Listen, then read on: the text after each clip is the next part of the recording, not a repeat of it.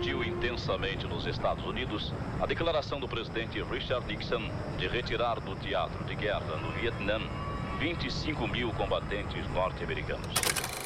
Olá, eu sou Edu Schneider do Cashback e hoje nós vamos voltar ao ano de 1997 para falar de O Que é Isso, Companheiro, baseado no livro de Fernando Gabeira do ano de 1979.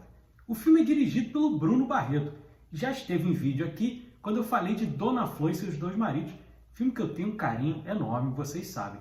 O filme é produzido pelo seu pai e sua mãe, Luiz Carlos e Lucy Barreto, grandes produtores do cinema nacional, e também pela Sony, em parceria com a Sony, igual foi o Ainda Estou Aqui. E no mercado americano ele foi distribuído pela Miramax, do polêmico e preso hoje em dia, muito bem preso, Harvey Weinstein. O elenco desse filme, para quem acompanha aí a programação da Globo, é recheado de caras conhecidas, inclusive do Ainda Estou Aqui, porque nós temos Selton Mello, nós temos a Fernanda Torres e temos uma pequena participação da Fernanda Montenegro também. E além deles, nós temos Cláudia Abreu, Luiz Fernando Guimarães, Milton Gonçalves e Maurício Gonçalves, pai e filho, Marco Rica, Alessandra Negrini, Matheus Nastergaile, Nelson Dantas, e para completar esse elenco recheado nós temos uma atração americana e ganhador de Oscar, Alan Arkin, que ganhou o Oscar por Pequena Miss Sunshine. Então um elenco assim que dispensa comentários. A história é baseada em fatos do sequestro do embaixador americano no Brasil, Charles Elbrick, vivido pelo Alan Arkin. O filme brasileiro concorreu ao Oscar, inclusive, no ano de 1998. E o filme chegou cercado de polêmicas, assim como é o livro do Fernando Gabeira. E aqui eu vou ser bem sincero. Quem acompanha o Cashback, quem acompanha meus vídeos aqui, eu sempre deixei claro, eu sou uma pessoa de esquerda. Então esse filme, teoricamente, seria para eu chegar aqui e incensar, falar super bem, só coisas boas. Cinematograficamente, o filme é muito bem realizado. O Bruno Barreto é um grande diretor, isso aí não tem como negar. Apesar de hoje em dia a obra dele estar mais voltada para os Estados Unidos do que para o mercado brasileiro. Então você vê algumas similaridades com o cinema de lá, coisa que ele foi perdendo ao longo do tempo que ele tinha lá na época que ele começou fazendo Dona Flor e seus dois maridos. Você percebe que o cinema mudou um pouquinho. Esse filme aqui, apesar de ser baseado em fatos, ele é mais um thriller, quase um thriller policial ali, e muito voltado para o mercado americano. E aí eu vou explicar. Quando saiu o filme, o Bruno Barreto, em meio a tantas polêmicas do filme, ele deu duas declarações que são até conflitantes. Primeiro, ele disse que esse filme era voltado para os jovens que não viveram aquela época, para eles terem conhecimento da história do Brasil. Só que ao mesmo tempo ele diz que o filme é uma obra de ficção. Beleza, filme é para ser assim mesmo, ele não é um documentário. Mas se você está dizendo que é para os jovens conhecerem a parte da história, você tem que se preocupar um pouquinho mais com a fidedignidade do filme. E uma outra declaração, que aí fica bem claro dos rumos do filme, ele posteriormente disse que o filme é voltado para o mercado americano para eles conhecerem um embaixador que viveu no Brasil, um embaixador americano, e que foi sequestrado aqui em nossas terras, e os americanos nem tomaram conhecimento desse fato. E como eu falei, o filme é muito bem filmado. Nós temos como fotógrafo desse filme o Félix Monte, que fez nada mais nada menos do que O Segredo dos Seus Olhos, filme argentino que ganhou o Oscar de filme internacional. Um filmaço com Ricardo Darín. Agora, uma coisa que me incomoda muito é a trilha sonora do filme, porque ela chega antecipada à cena. Ela meio que dá um spoiler do que vai acontecer. Isso me incomoda durante o filme inteiro. E aí eu fui pesquisar quem é o compositor desse filme, que é o senhor Stewart Copeland. E aí eu fui ver o que esse senhor fez. Aí eu cheguei à conclusão do porquê eu também não gosto tanto. Sabe qual a obra de maior destaque desse senhor? Highlander 2. Tá explicado, né? E outro fato aqui que eu vou deixar bem claro também, porque eu li o livro de 1979 do Fernando Gabeira, jornalista Fernando Gabeira, que hoje em dia aparece muito aí na Globo News, eu acho o material base muito fraco. Eu não gosto das posições do Fernando Gabeira, ele meio que quer negar tudo aquilo que ele fez. Isso não é verdade, você tem outros depoimentos de pessoas que estavam muito mais envolvidas no caso, e aí temos outro problema. Como falei, o filme é uma obra de ficção, não tem problema. Mas quer ser dado um protagonismo ao Fernando Gabeira, no personagem Fernando, do Pedro Cardoso, que não é verdade, porque, na verdade, o Fernando Gabeira, o único envolvimento dele no sequestro, que ele mostra que ele fez o discurso e tudo mais, ele era o cara que não pegava em armas, mas era o cara que, né, era a cabeça pensante ali da coisa. Não, o único trabalho do Fernando Gabeira foi alugar o imóvel. Então, a única participação dele era essa. E ele fazia parte ali do MR8, né, o Movimento Revolucionário 8 de Outubro, mas ele fazia parte só da parte jornalística do movimento, para divulgações e tudo mais. Tem inclusive uma cena no filme que mostra lá ele colocando os nomes dos presos que eles gostariam que fossem soltos, colocando lá na igreja. Aquilo ali realmente aconteceu. Mas, por exemplo, a ligação não foi ele que fez, porque nesse momento ele trabalhava no Jornal do Brasil. Se ele fosse ligar para o trabalho dele, todo mundo ia identificar. Então não foi ele que ligou. Mas tudo bem, isso não é problema.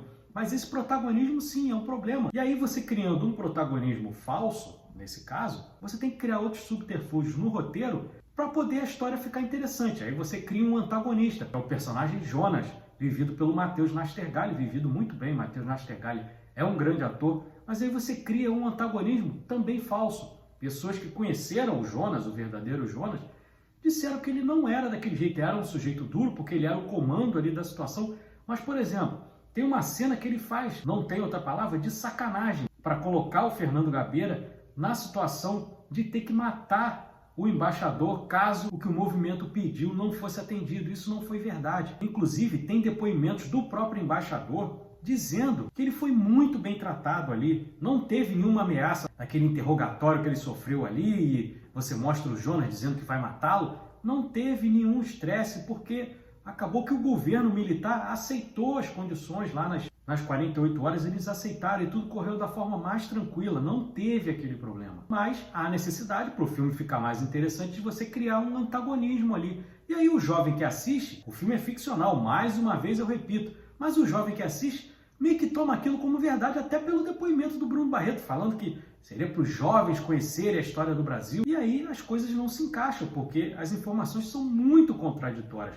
Outra coisa que incomoda muito é você querer humanizar demais o torturador. E aí outro problema. Torturador vivido pelo Marco Rica, tem aquela cena na cama, a esposa dele vivida pela Alessandra Negrini, eles estão ali conversando, ela de baby doll ali, chorando, pô, você tem outra mulher e tal, e ele não pode confessar o que ele está fazendo lá no trabalho dele, e aí ele tem um drama de consciência, de não conseguir dormir, mas ao mesmo tempo tem uma cena anterior que ele está com um colega de trabalho dele, vivido pelo Maurício Gonçalves, que eles estão ali num trabalho de tortura, torturando o personagem do Selton Mello, e aí eles conversando banalidades do jogo de futebol que vai ter naquele dia, que ele vai levar o filho, que vai com o sogro e tudo mais.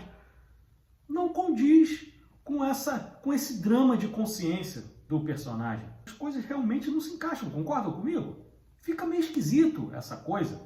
E mais uma vez, mais um filme, isso aí já bem depois da ditadura ter acabado, né? São 12 anos depois do fim da ditadura, você tem um filme que responsabiliza só a raia miúda ali, que é o personagem do Marco Rica e o personagem do Maurício Gonçalves. Você não tem uma responsabilização da cúpula principal do Exército, por exemplo. Você tem ali um vislumbre na hora que ele está se arrumando para ir para o trabalho, do uniforme dele do Exército, mas não tem quase que ligação nenhuma, parece que são policiais ali trabalhando meio na clandestinidade. Não é. Você tinha até o pescoço o presidente da República da época envolvido em todo esse esquema de tortura, de perseguição a todo mundo que fosse contra o regime. Não era bem desse jeito que mostrou no filme. E aí, novamente, para criar esse antagonismo, e aí você tem, na hora que está o personagem do Nelson Dantas, que vive o velho, né? Ele não é do MR8, ele é da ALN, da Aliança Libertadora Nacional, e aí escutando um hino soviético dentro de casa, fazendo um barulho danado, sendo que ali eles estavam num cativeiro, não podiam fazer barulho, mas aí é para criar esse antagonismo entre os militares e os comunistas. Inclusive, eles só pincelam também que o Charles Elbrick era completamente contra o que era feito pelos Estados Unidos nos países da América Latina. Eles só dão uma pincelada dizendo que ele era contra a Guerra do Vietnã e tudo mais, que era contra governos autoritários que não foram eleitos, mas ele era um cara que protestava mesmo, ele dava declarações, inclusive ele era mal visto pelo governo americano, justamente porque ele batia de frente. Isso no filme é muito en passant, não tem muito disso. Uma coisa que fizeram que eu acho interessante é você juntar dois personagens em um, por exemplo. Tinham muito mais pessoas ali no sequestro, eles reduzem bastante ali. Mas também teve o caso de uma personagem ser dividida em duas, por exemplo. Só existia uma mulher ali no cativeiro. Eles dividiram em duas. A Maria, interpretada pela Fernanda Torres, e a Renê, interpretada pela Cláudia Abreu, quando na verdade era uma pessoa só, a Vera Silva Magalhães, que inclusive foi mesmo companheira do Fernando Gabeira. Outra coisa que também é legal a gente esclarecer, quem escreveu a carta foi o Franklin Martins, jornalista bastante conhecido aí até hoje, que é interpretado no filme pelo Marcão, personagem do Luiz Fernando Guimarães. Ele é quem escreveu aquela carta, não foi o Fernando Gabeira. Um fato também muito interessante da gente esclarecer, os verdadeiros presos que foram libertados. Um deles, José Dirceu, que esteve envolvido aí no governo do PT, uma figura bem polêmica, mas bastante conhecida. O outro é o Vladimir Palmeira, que depois se tornou um dos fundadores do PT, assim como José Dirceu também. Mas o Vladimir Palmeira tem uma curiosidade, porque ali no filme parece que o Gabeira que era o principal artífice ali para resolver tudo, o que não era, a gente já explicou. Mas nas eleições para prefeito em 2008, eles meio que cruzaram caminhos, porque o Vladimir Palmeira, que era do PT, e no segundo turno apoiou o candidato contra o Fernando Gabeira, apoiou o Eduardo Paes, que hoje em dia é prefeito do Rio de Janeiro, aí pelo seu 4º mandato, então tem essa curiosidade. E o terceiro nome é o de Ricardo Zaratini. Qual é a curiosidade? O Ricardo Zaratini é irmão de um ator muito famoso que já esteve aqui em um vídeo meu, que é o Carlos Zara. E qual é a curiosidade? O Carlos Zara, vocês vão lembrar, lá no Pra Frente Brasil, interpretava um torturador, posição bem antagônica ao que o irmão dele era na vida real. Agora essa é para quem gosta de futebol. Ali no filme, vocês viram bem, aparece o embaixador sendo solto em 7 de setembro de 1969 em um jogo de Flamengo e Vasco. Foi para dramatizar melhor a situação ali, porque Flamengo e Vasco são as duas maiores torcidas do Rio de Janeiro, um jogo de superlotação, mas na verdade o jogo que aconteceu naquele dia foi Fluminense e Cruzeiro. Cruzeiro 3, Fluminense 0, valendo pela Taça Roberto Gomes Pedrosa, e o público naquele dia foi de apenas 30 mil pagantes, então estava bem mais vazio ali, não foi bem como mostrou o filme, mas vamos ser sinceros, no filme ficou muito mais legal. Agora, se vocês querem ver um filme falando sobre esse período, não da ditadura brasileira, mas sobre esse período que retrata muito melhor, quase em tom documental, até pela característica mesmo do diretor, é de um filme de 1972, chamado Estado de Sítio, do grande diretor Costa Gavras, e aí você consegue ver melhor, inclusive mostra ditadores aqui também do Brasil, militares brasileiros, e aí retrata de uma forma muito mais fiel ao que realmente foi. Então, se você quer um tom mais documental, ao contrário do Que É Isso, Companheiro, eu recomendo vocês assistirem ao filme do Costa Gavras, que aí vocês vão ter uma experiência muito mais satisfatória para ter um conhecimento melhor também de como foi aquele período aqui na América Latina. Mas é isso, eu não desgosto do filme, mas vou ser sincero com vocês, ao contrário lá do Pra Frente Brasil, que eu considero um filme muito melhor,